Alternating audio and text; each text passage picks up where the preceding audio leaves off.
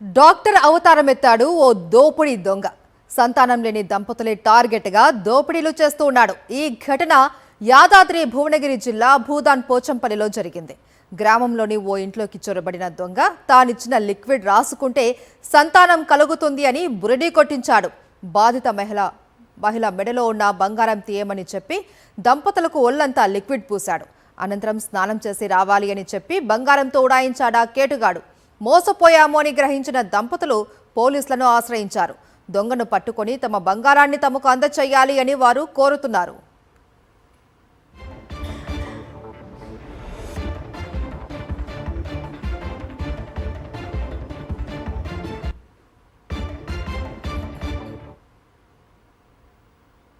Doctor అవతారం ఎత్తాడు ఓ దోపిడీ దొంగ.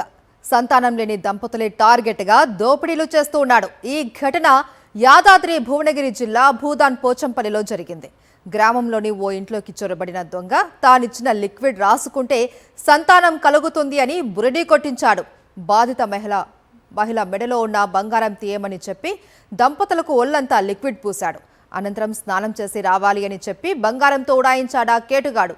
మోసపోయామో అని గ్రహించిన దంపతులు పోలీసులను ఆశ్రయించారు. దొంగను పట్టుకొని తమ బంగారాన్ని తమకు అందచేయాలి అని వారు కోరుతున్నారు.